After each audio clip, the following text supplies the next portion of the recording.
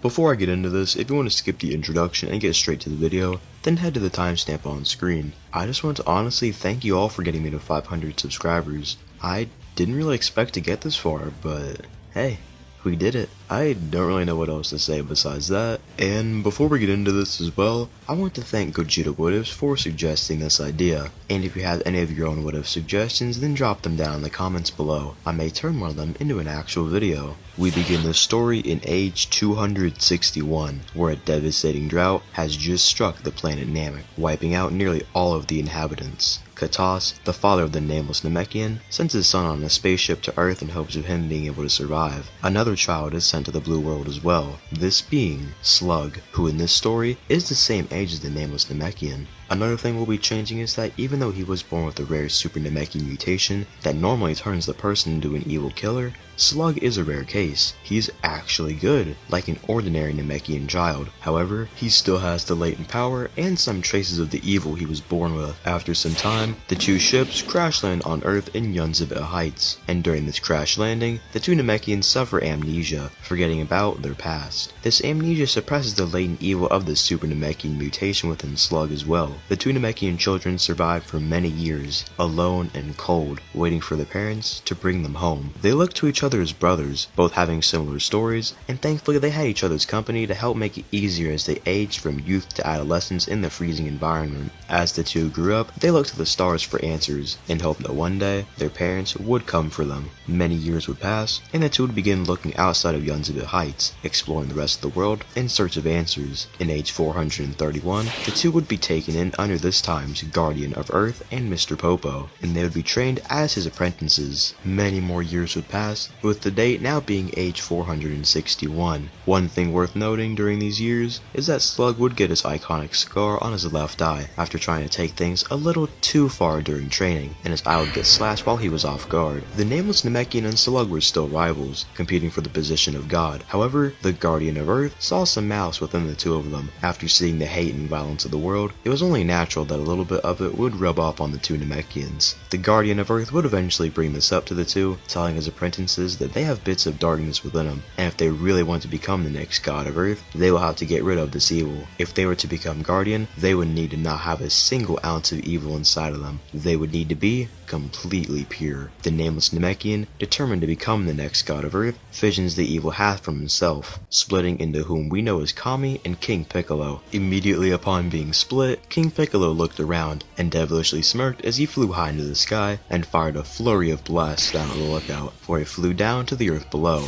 summoning an army of his demons to destroy the earth and turn it into a living hell. Slug quickly flew into the air and smacked away all the blasts he could, but some managed to land, damaging the lookout greatly. The Guardian of Earth, along with Kami and Slug, were shocked at what had just happened, and Slug looked back to his brother and master and quickly flew off after King Piccolo. Piccolo then sent his army out to destroy various cities, and Slug quickly arrived afterwards. Let's go ahead and cover some power levels real quick. For the nameless Namekian, I will be using the power level from Fabio's What If the Nameless Namekian Stayed Fused, so his power level before splitting would be 520. As for Slug, with his Super Namekian mutation, he'd be a little stronger than him at 550. He wouldn't be anywhere near as strong as he would be in the Lord Slug movie because the amnesia he suffered which suppressed his power, plus he isn't anywhere near as old as he was there. Upon splitting, the power level of the nameless Namekian will be split between Kami and King Piccolo, so both would have power levels of 260. With Slug being around 2 times stronger than King Piccolo, he's able to beat him around without much issue. While this is going on, the demon spawn of Piccolo began to destroy cities all across the planet, killing many innocent civilians and getting the attention of Master Mutaido and his 2 surviving students, Roshi and Shen. They were able to defeat the children of King Piccolo and head off to different cities to protect the innocent civilians. Meanwhile, Slug continues to beat up Piccolo. Slug knows he can't kill Piccolo, as if he does then his friend Kami will die as well, since the two are linked. Even though he doesn't have much of an issue fending off King Piccolo for the time being, he is getting more and more exhausted doing so. Thankfully, Mutaido, Roshi, and Shen arrive to help, but with its distraction, King Piccolo quickly escapes. He retreats retreats, knowing that he isn't strong enough to face Slug currently, so he spawns more demons. Instead of sending them out to destroy the Earth, he sends them out alongside him to fight Slug. Slug himself was about to head back to the lookout and come up with a plan, but is suddenly caught off guard and kicked on the back of the head by King Piccolo, sending him flying into the ground below. As Slug recovers, he is jumped by Piccolo and his children. Although Slug is stronger than them all individually, collectively they are overwhelming him and pushing him back. Along with the fact that Slug is tired from his previous encounter with Piccolo, things are not looking good. Roshi and Shen quickly begin to fight the demon children, while Mutaedo tries to help Slug against the demon King Piccolo. Slug is now able to begin getting the advantage on Piccolo, but he tells Minato he can't do this for much longer, and he can't kill him either. Mutaedo says that he has a technique which can seal King Piccolo away. However, he will have to use up the remaining of his life energy to do so. Roshi and Shen, upon hearing this, protest, not wanting their master to die, but the old martial artist simply smiles back at his students as he puts the electric rice cooker onto the ground. As Slug and Piccolo continue fighting, Mutaedo's hands begin to flash with green-yellow lightning as he yelled out, "Now!" Slug quickly jumped out of the way as Master Mutaedo used the Mafuba on King Piccolo. Mutaedo ordered his students to open the rice cooker, and they quickly did so. With the last of his energy, Mutaedo sealed the Demon King away, and with his final breath, told Roshi to throw the rice cooker into the ocean before he passed away. Roshi followed this request, doing what his master had asked in his final moments. After the King Piccolo incident, Roshi and Shen left to help rebuild Earth, as Slug returned to the lookout. The Guardian of Earth finally announced that he was ready for one of them to replace him as the God of Earth. The one he chose was Kami. Slug was a little jealous about this, but he understood the reason why. He had some evil slowly building up within himself, however it wasn't really something that he could control as of now. It was the evil Super Namekian curse that he was born with. However, the fact that Slug wasn't completely corrupted yet showed that he had the potential to overpower and suppress the evil within. With some mental training, he could possibly overcome the corruption for good. As for Kami, after splitting himself from the Demon King Piccolo, he was completely pure. Along with his prior training beforehand, he was definitely ready to become the next God of Earth, and so Kami became the Guardian of Earth, while Popo and Slug helped him on the lookout. Kami and Mr. Popo helped train Slug's mind mentally through meditation for many years, so that he could gain control of his latent evil within the Super Namekian mutation. Slug knew that he couldn't let this thing control him, he'd have to control it. If he couldn't control this, then he could become a threat to the entire planet and possibly beyond. Over decades, possibly centuries of mental training, he was finally able to control it, and his heart was truly pure. Kami would eventually create the Dragon Balls and Shenron as well, in hopes that humanity would be able to use them as relics of hope and adventure. Centuries would pass after the King Piccolo incident with nothing of abnormality occurring as the two Namekians began to age, losing their power from youth in the process. After becoming old, Kami's power level would be at 220, and Slug's would go down to 300. Slug had a much more dramatic decrease in power because the latent strength of the Super Namekian mutation he had